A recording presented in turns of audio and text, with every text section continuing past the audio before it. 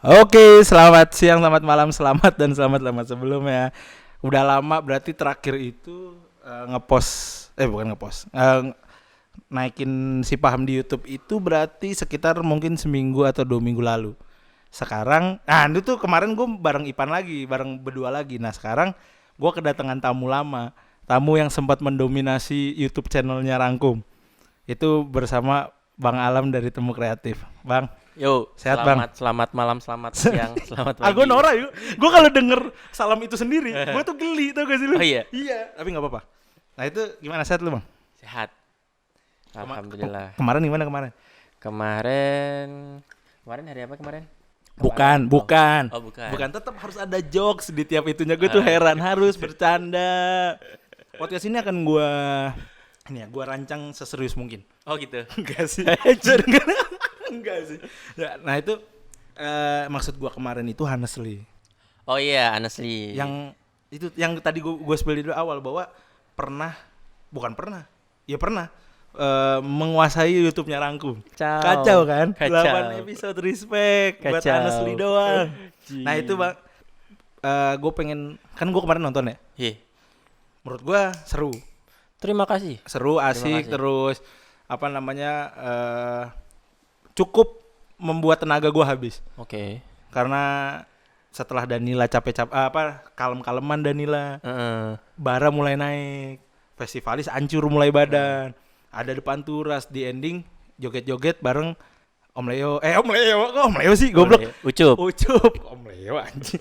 Nah ada bareng Ucup, nah itu kan cukup melelahkan tapi menyenangkan. Iya. Nah gue sebagai penonton awam nih yang datang untuk menikmati acara, Heeh. gue kan ngeliatnya seru-seru aja ya. Betul. Mungkin kemarin belum sempat di-spill karena pra-acara, Benar. tapi karena sekarang pasca acara, ada nggak sih dari awal deh hal-hal yang untold-nya lah, maksudnya bahwa acara seasik itu tuh bahwa ada kelucuan-kelucuan atau misalnya ada marah-marahan dikitnya apa segala macam gitu, ada nggak yang lu bisa spill Pastilah ada. Kayaknya setiap acara? setiap perjalanan pasti ada apa ya? Kita kalau bahasa simpelnya fun fact gitu ya, nggak sih? Wah, fun fact, benar. Relate nggak sih bahasanya? Relate, Fun fact ya? relate. Fun fact. Fun fact. Ada nggak? Misalnya dari awal deh. Ini salah satu yang gue notice pertama kali ya. Salah satu yang gue notice pertama kali ada suddenly stage kalau nggak salah. Iya. Ya, ada Iya. suddenly stage. Itu menurut gue menarik karena bukan band-band yang bukan band-band yang lagi grow lah bisa dibilang. Lagi mulai grow, lagi nyoba untuk menemukan pasarnya. Yap. Yang gue pengen tanyain dari situ tuh, lu tuh nyari apa di situ? Kenapa lu buat panggung lagi di luar ya? Pas itu di samping tiketing kalau nggak salah ya? Iya benar. Di samping penukaran tiket. Itu FYI itu di Gorwenia ya. Yep. Jadi di tiketing itu di sampingnya ada panggung untuk si suddenly stage itu dari jam 1 siang kalau nggak salah. Dari jam 1 siang. Dari jam 1 siang. Nah, lu tuh nyari apa sih di situ? Sedangkan lu sebenarnya sudah bisa nyayur di line up sore ke malam lu. Oke. Nah, rokoknya mati tuh. Bakar dulu ya, Bro. Bakar dulu. Bakar kali dulu ya. aja, enggak apa-apa. Bakar dulu.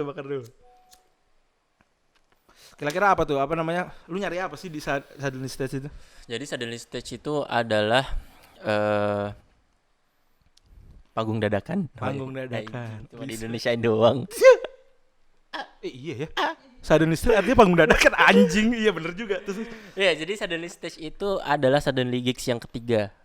Suddenly gigs itu adalah produk pertamanya Temu Kreatif. Oke. Jadi suddenly gigs itu udah ada 2 kali. Nah, suddenly gigs 3 itu emang kita rencanakan secara sudden.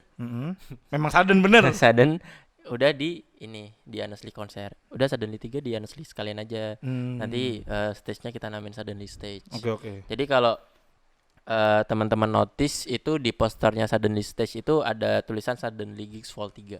Oh, ada ya? Ada. Oke. Di postingannya suddenly stage itu. Ada. Nah, itu apa? Lu mau nyari apa sih? Jadi ceritanya tuh gini sebenarnya. Konsepnya suddenly gigs ya. Konsepnya suddenly gigs dari pertama sampai ketiga ini kemarin itu gua nggak tahu ya. Gua nggak bisa memastikan perjalanannya suddenly gigs ke depan seperti apa.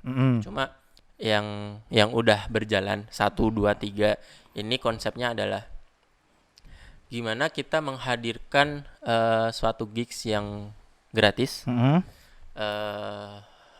tapi untuk stage-nya kita bisa bilang lumayan proper, Proper sih itu. terus secara teknis dan non teknis itu artisnya dimanusiakan. Bukan berarti pendatang baru terus ditelantarin apa segala macam ya. Iya, kita berharapnya kayak gitu. Jadi Oke. mulai dari Suddenly Gigs 1, 2, 3 itu kita mencoba untuk memanusiakan artis mulai dari teknis dan non teknis. Oke. At least bukan cuma perihal material. Dan kita berusaha dengan baik sebisa kita untuk mencukupi materinya juga. Oke. Gitu. Nah, gue ngelihatnya, gue ini analisis gembel ya. Iya. Pas gue ngelihat Suddenly Stage tuh, anjing, ini alam kayaknya pengen bukan hanya sekedar nyari duit, tapi juga kepengen ada produk, bukan produk sebenarnya. Ya benar, ada produk baru yang keluar dalam bentuk band. Mungkin dia nantinya bisa. Kalau gue tuh ngeliat kayak Rubah di Selatan. Oke, gimana tuh? Gue tuh kan salah satu pendengarnya Rubah di Selatan ya. Keren. Gue salah satu pendengar Rubah di Selatan. Kemarin nonton nggak di TBY? Enggak, gue terakhir nonton di salah satu event besar rokok. Oh, udah lama dong. Udah lama. Makanya gue nanya. Nah, terus di event besar rokok itu gue tuh ngalamin beberapa kali ngelihat mulai dari yang jam 3 sore tau gak sih tampilnya? Ngerti. Sampai mulai Iya. malam. Salah satu lagu yang gue seneng Living Atera judulnya. Oh, kacau sih. Itu gokil sih. Etnik banget itu soalnya. Nah, itu gue ngeliatnya pengen, oh nih alam kayaknya pengen ngelahirin, setidaknya membantu orang untuk band, entah musisi, entah solo, entah harus apapun itu, untuk lu coba nemuin pasar lu di sini deh. Iya. Itu bener nggak sebenarnya? Dugaan gue bener nggak? Bener banget sebenarnya. Jadi gini, konsepnya Suddenly Gigs dari pertama sampai yang ketiga ini itu adalah kita mencoba ngasih panggung untuk teman-teman musisi Jogja. Dan kita juga bisa ngebantu kalau diizinin untuk ngebantu portofolionya mereka lewat dokumentasi kita audiovisual. Oke. Jadi mereka manggung di stage itu, kita dokumentasiin secara audiovisual secara proper sebisa kita. Jadi mulai mixing mastering, terus editing video dan lain sebagainya. Nanti kita naikin di platform kita, no AdSense. Oh, emang nggak diduitin? Nggak diduitin. Nggak tahu ya kalau tahun depan, 2 tahun Iya. lagi. Cuma sampai saat ini kita nggak duitin sama sekali. Oke. Dan itu kita dengan atas izin dari teman-teman yang kita dokumentasikan. Seperti Nah, nah ini analisis gembel yang kedua adalah itu penempatannya kan di samping persis orang di samping persis tiket nuker tiket. Iya. Lu nyari crowdnya nggak sih sebenarnya di situ? Orang pasti lewat situ gitu kasarannya. Gue cuma pengen satu hal, orang ngedengerin band itu nyanyi, band itu perform. Udah, at least gini, maksud gue kalau gue masih percaya, gue masih yakin nggak semua orang tahu band-band yang ada di Suddenly Stage kemarin. Ya. Ya kan? Jujur gue juga nggak tahu soalnya. Ya kan? Ha-ha. Nah, gue berharap ada detik-detik ajaib gitu loh, kayak Ada orang yang duduk iya, nonton lama gitu ya. kayak dia beli tiket terus ada ketukan nada atau lead gitar yang Iya. "Wah, kok asik nih bandnya." Ya. Nonton terus dia nonton satu lagu full, terus ini band siapa sih? Terus dia tahu nih karena personilnya speech. Nah, terus habis itu dia Searching ngulik IG-nya. Instagramnya, Spotify-nya dan lain sebagainya. Oke. Gue berharapnya ada detik-detik ajaib kayak gitu dari Suddenly Stage kemarin sih. Ya tapi menurut gue cukup menarik sih dengan penempatannya, terus konsepnya, walaupun itu gue masih nganalisis ya, dan gue konfirmasi ternyata benar. Menurut gue tuh kadang kan kita juga awalnya dari bawah ya. Iya. Awalnya dari yang nggak dikenal siapa-siapa apa segala macem. Betul. Ketika udah punya nama, sebaiknya sih bantu bawahnya gitu. Iya. Ya kayak sih. Iya. Ngerti gitu. Bener Nah, banget. di kesempatan karena nih gue akhirnya ngobrol sama Alam lagi. Sebenarnya ini bukan hanya bacot-bacot belaka. Anjing kayak serius banget. Beneran gue konsep gue pengen belajar bener sama Honestly kemarin. Bukan cuma ngebacot doang, tapi ternyata temu kreatif ngebuat apa sih bahasanya? Konser lagi berarti. Proyekan lagi. Berarti buat proyekan Produk lagi baru. Di Desember. Iya, benar. Tanggal 22. Tanggal 22 Desember. Iya. Tanggal 22 Desember itu namanya Bonafide Project. Bonafide Project. Kalau gue sih BNFD gitu ya. Iya, Gue kebiasa dengan BNFD Project soalnya. Iya, BNFD. Di BNFD. Heeh. Nah, itu line up yang sudah keluar. Mhm. Anjay, berarti ada yang belum keluar kan? Iya. Gua ini hard selling gak sih? Gue bingung kadang gitu dah. Nggak apa-apa. Nggak apa-apa hard sellingnya ya. Iya. Nah ini Ini lu naik tanggal berapa? lusa bisa. Ya berarti 3 dulu aja kali. 3 dulu aja kali ya. Ah. Kita aman 3 dulu kali ya. Ah. Berarti ada apa aja? Sugi Bornean Sugi Bornean. dari Semarang, Juicy Lucy. Juicy Lucy dari Bandung, Heeh. terus ada The Cangcuter juga dari Bandung. The Cangcuters. Masalahnya terakhir kapan di Cangcuters Jogja? Belum lama sih sebenarnya. Belum lama ya? Kemarin eventnya teman-teman SMA 2 Jogja. SMA 2. Iya, sama Hi-Fi di Sportorium. Oh. Nah, gue ngeliat tuh wah nih dengan Kapten Kibilnya hype lagi. Oke banget The sih. Cangcuters hype Iya. lagi. Hmm. Percaya nggak percaya teman gue ada yang sudah beli apa berarti early bird apa? Presale pertamanya Honestly karena cuma pengen ngerasain si Kapten Kibil. Bonafide boy, bukan Honestly. Honestly sorry. Di Bonafide. Aduh, Honestly anjing. Di Kayaknya emang enak Honestly kali ya. iya ya. Iya kan, emang Secara penyebutan lebih enak. Iya, enak Honestly kali ya. Tapi nggak apa-apa juga emang apa sih? Susah boy, sumpah ini fun fact ya. Apa? Itu nyari nama Bonafide itu susah banget. Gue tuh pertama kali baca itu Bonafide tuh. Norak banget ya. Gue Bonafide tuh pertama kali. Nah itu ada yang beli hanya untuk ngerasain di Kapten Kibil gitu-gitu ya. Itu beneran akhirnya beli cuma gara-gara itu. Nah sekarang udah masuk presale 2 ya. Betul. Sudah masuk presale 2 bisa dibeli di Menjelangtemu.com. menjelangtemu.com. Masih Yoi. platformnya sama yang Honestly kemarin. Iya. Masih kerja sama dengan Yes please. Yes, please. Masih dong. Masih. Masih. Kita kontrak eksklusif boy. respect. Lu nggak tahu kan gue udah diceritain di belakangnya gimana kontrak-kontraknya. Mampus. Nah, kalau gue kasih tahu bisa langsung DM gue sih. Nggak apa-apa nanti. Nih ini poster yang di belakang gua nih. Ah. Atas racun gua tuh. Apa tuh poster itu? Kalau jangan disebut dong. Itu. Jangan disebut dong. Jangan disebut dong. Biarin orang yang pernah ke kantor Rangkum aja yang tahu itu posternya poster apa. Itu jadi di malam itu dia juga nanya kan, platform tiketing enaknya mana bang gitu. Yes please lah. Yes please lah. Yes please. Yes please hidup harga mati ya. Iyalah. Nah itu apa namanya pun Yes please akhirnya menurut gua aksesnya cukup mudah ya untuk ngebeli tiketnya apa segala macem gampang banget gitu. Nggak yang kan kadang tuh platform tuh gua nggak nyebut platform ya tapi ada beberapa yang kok ribet ya. Yap, betul. Ya, Yes please menurut gua cukup gampang ya lu cuma tinggal ngisi data diri, beli, bayar selesai. Yap, betul. Ya cuma gitu doang. Oke. Lanjut lagi nih. Hmm. Pertama tadi sudden stage. Yang kedua adalah penempatan Danila di awal. Heeh. Itu kita boleh bahas itu gak sih? Boleh lah. Boleh lah ya. Boleh. Menurut gua awalnya anjing Alam naruh Danila di awal. Iya. Yang biasanya Danila tuh di jam 8 malam. Iya benar. Biasanya. Betul. Biasanya di 8 malam. Tapi gua tuh menampar diri gua sendiri. Gua kalau jadi Alam 5-5-nya segede gitu. Pusing juga, Bray. Mau ditaruh di mana? Betul. Nah, kalau gua boleh tahu nih, dan teman-teman juga boleh tahu, sebenarnya ada nggak sih rumus yang boleh dikasih ke teman-teman, terutama ke gua nih, gua juga pengen belajar event. Kayak sebenarnya nentuin rundown tuh kayak gimana sih? Nih. Oke. Kasarannya nih, kalau kita punya satu gestar dan yang lain, misalnya let's say band kampus. Heeh. Yang lain band kampus terus ada satu gestar dari nasional misalnya. Iya. Gestar nasional. Ya, gestar nasional akan di akhir. Itu cukup gampang lah naruhnya. Tapi kalau kayak Honestly kemarin 5-5-nya gestar. Nah ini suka nih gue podcast kayak gini gue ditanyain beneran nih. Yang kemarin kita kemana-mana anjing ngobrolnya. Iya kan? Iya. Serang tambah cerdas kembang nih. Kan kalau katanya lagu Hindia kan evaluasi kan. Gimana? Ya jadi untuk nentuin rundown itu menurut gue ada beberapa variabel.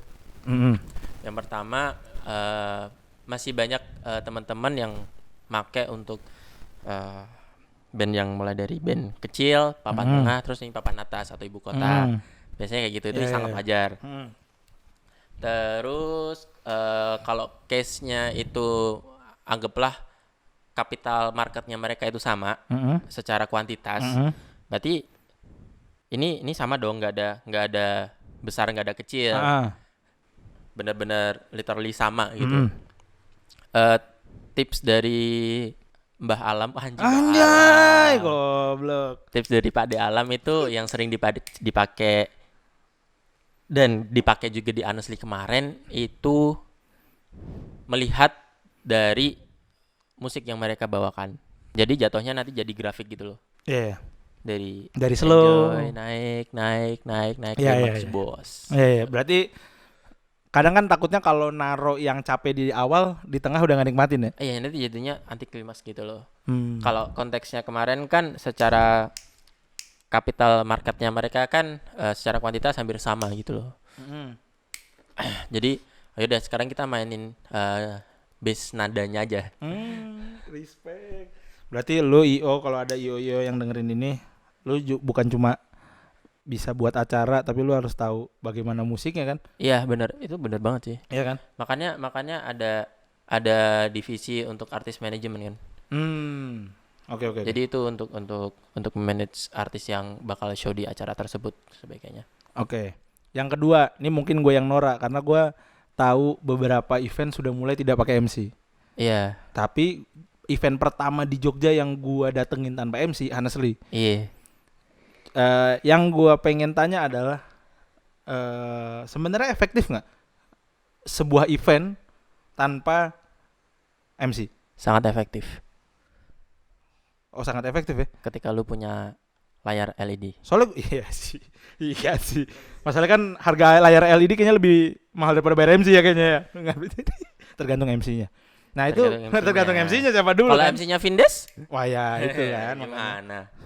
Seluruh total acara buat Vindes doang. Iya.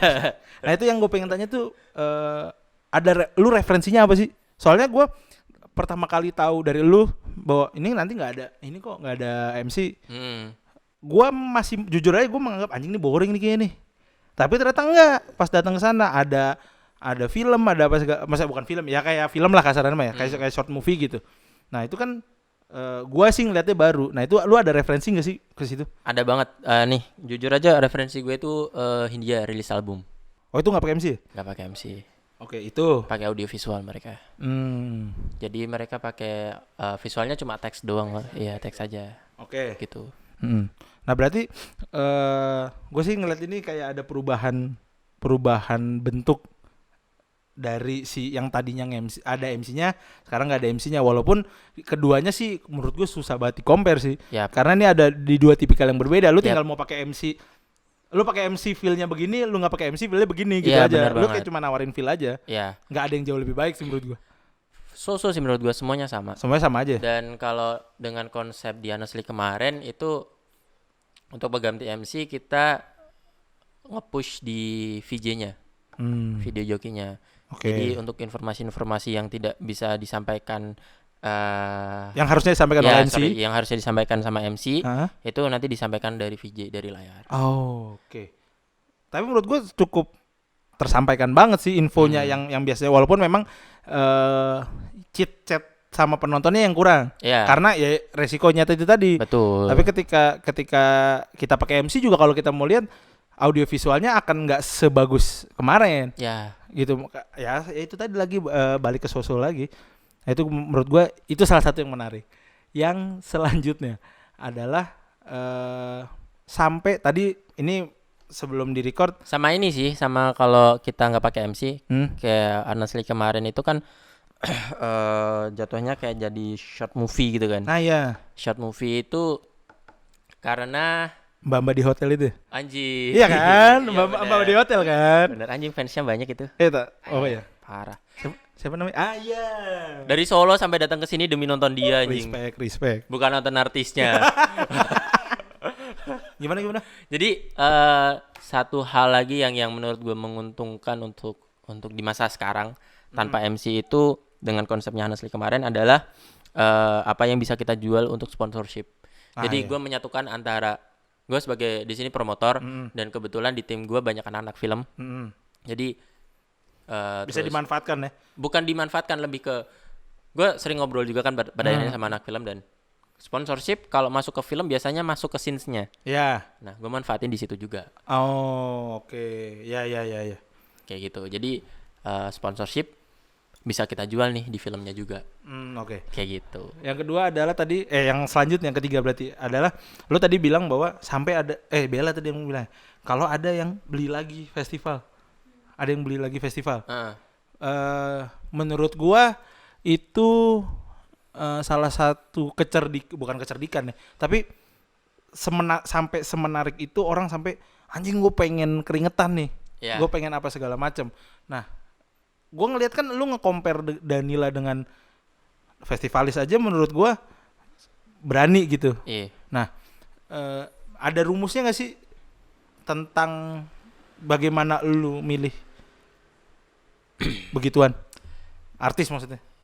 Rumusnya sebenarnya ada, cuma gue kayaknya terlalu berat kalau kita ngomongin rumus kali ya. Patokannya adalah lu harus bisa analisis pasar. Itu doang sih. Oke, secara genre atau secara apa segala Jadi macam. gini nih. Sorry nih yang dengerin podcast jadi nggak bisa nonton ya. Nggak lihat. Jadi kayak gini nih.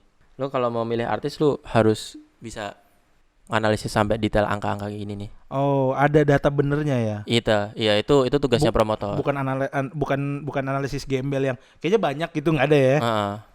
Sampai follower men. Mulai dari media coverage dan lain sebagainya, listener dan lain sebagainya, terus dia listenernya di kota mana aja. Oke, total post, engagement rate, subscriber. Iya. Oh, menarik. Terus di situ juga ada, kan dari Spotify juga bisa dilihat mereka listenernya berapa, terus di kota mana aja dan lain sebagainya. Tapi kalau misalnya dari satu band tuh ada ini nggak sih Lam? Ada apa namanya? Ini kalau satu band misalnya followers juta misalnya, ada kali 100 bakal datang mah. Pasti sih. Maksudnya ada rumus itunya nggak? Enggak. Nggak ada pastinya kan sebenarnya? Nggak ada pastinya. Karena kalau kita ngelihatnya dari Instagram, kalau kita ngelihatnya dari Instagram dan kita bukan dari manajemen artisnya sendiri, kita nggak bisa tahu nih followers kita dari mana. Oke. Ya kan? Benar. Itu makanya gambling. Makanya kalau cuma dari Instagram doang itu gamblingnya cuma kayak kita sekedar kita punya akun Instagram, off the record yang tadi yang 10% doang yang like ya gitu. Benar. Ya gitu-gitu doang. Biasanya kan orang ngelihat Instagram ketika ada Instagram tuh rumusnya adalah 10% dari total follower. Iya kayak gitu. Nah makanya analisisnya dari tim temu tuh nggak berhenti di Instagram. Oke. Gitu. Benar. Nah, nyenggol BNFD lagi. Iya. Kita geser dari Hanesli. Oke. Nyenggol BNFD. Nah, BNFD tuh sebenarnya project yang di prepare apa project yang kayaknya buat asik nih?